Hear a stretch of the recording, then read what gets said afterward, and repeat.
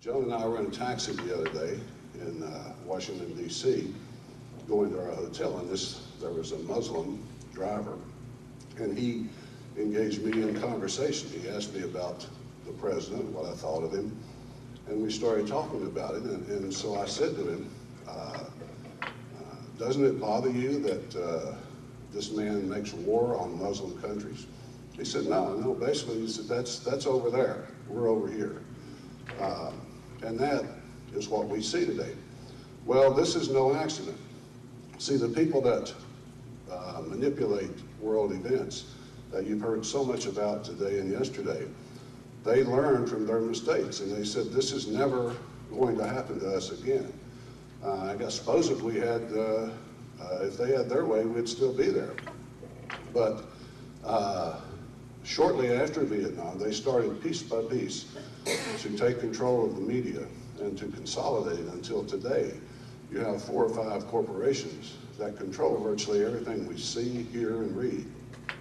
This is the reality that we have today. So now, here we are again in the desert. And, you know, I'll confess, I've never been to the Middle East. I know nothing about Middle East warfare. There are people here today who know a lot about it. But I can tell you there are many, many similarities to what we're facing in Afghanistan and what we faced in the jungle. There are some differences as well, but there are many similarities. Sometimes they just jump out at you. We're in our 9th year, by the way. This month, October, starts our 9th year of warfare in Afghanistan. And according to the ground commander there, General Stanley McChrystal, basically we're starting over. We're losing, he says. Well, the other day, the president in the news conference was asked about victory in Afghanistan. When will we know, the question was, that we have achieved victory? And he said, well, that's not a concept that I like. He said, that's a bad concept, that word victory. I don't like that. That conjures up images of Emperor Hirohito coming down from the mountain to the battleship Missouri and surrendering. And I thought, well, yeah, that's pretty much what it is. But he said, victory is not something we're seeking there. And so I guess we've won, if that's the case, because we certainly haven't found it. General McChrystal says we're losing. And if he doesn't get 40,000 more troops at least, the situation is hopeless. Well, this same scenario was played out in 1963 when President Kennedy huddled with Robert McNamara urging him to commit American combat troops, but Kennedy was reluctant. He wanted to give them 1,000 advisors from what back then were called Green Berets, special forces basically, to advise and train, to get close to the Vietnamese, it was called. There was this concept, there was a good book about it called The Village, where these Green Berets, and there were some Marines involved in this program, who actually went out into the villages and lived with the people and advised them and helped them to resist the Viet Cong, as they were called then. Well, this is essentially what is happening today. McChrystal and Obama are playing out this same scene that McNamara and Kennedy played. McChrystal, the general, is saying, I have to have these people right now. And Obama is saying, well, I'm a reluctant warrior. I don't know if that's a good thing or not. But he says, this place is absolutely critical. It's absolutely critical that we stay there. Defeat is not an option, but apparently neither is victory. For how many years now? 25 years at least, if not longer, we have been fighting these wars without any concept of how they might possibly be won, without even knowing what it would look like if we prevailed. And so no one comes home, they just go. And it's an interesting reality that's played out in front of us. Last Sunday, a week ago tomorrow, in the New York Times, there was a tremendous article about General McChrystal in the New York Times Magazine. You might want to read that if you get a chance. It's a long article, an interview with him. And he comes across as being a great soldier and a fine man who believes in what he's doing. His father was a general who fought in Korea and in Vietnam. He graduated from West Point in 1976, and now here he is in command of U.S. forces in Afghanistan.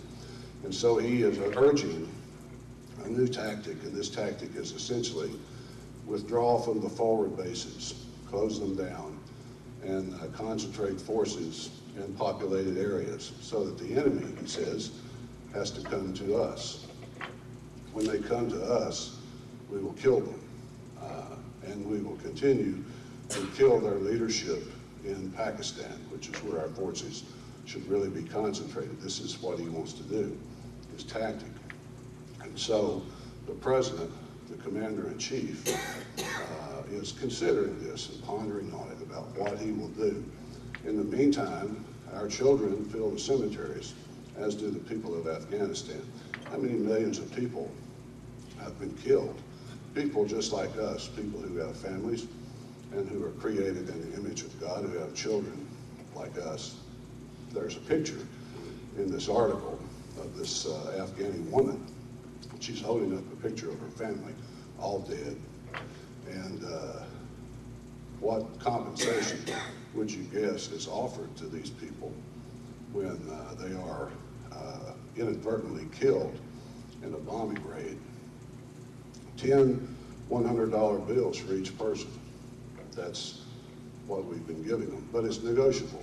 If they don't like it, the CIA officer who comes by, this article says, will negotiate that with them and perhaps give them more. But anyway, here we are. Here we find ourselves today.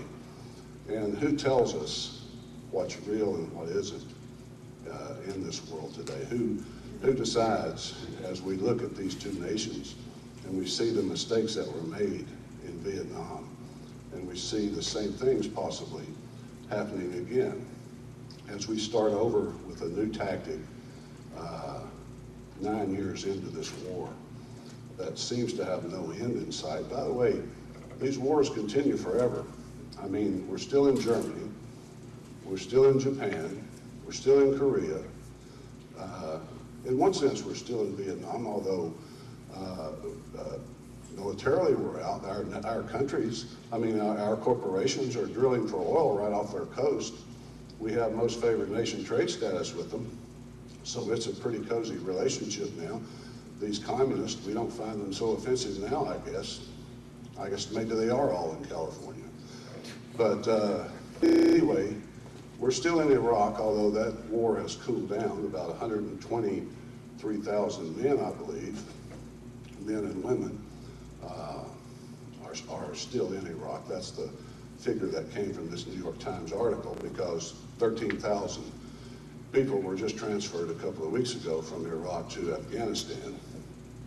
This place that looks like a moonscape when you see it on television or look at it in the paper, you think, who cares? I mean, it's like a brown moon, but we fight over it. People have been fighting over it for centuries. I mean, Graveyard of Imperialism, my title is. Well, the British in 1840, in 1878, and in 1919 tried to conquer this country. They lost 15,000 men doing it. In 1979, the Russians spent 10 years there and lost about 15,000 men. We're now in our 9th year, but we have figured out how to hold down our casualties a little bit through the use of Predator drones and air power and so forth. By the way, we've had almost complete control of the air since about 1943, but we haven't won many since then.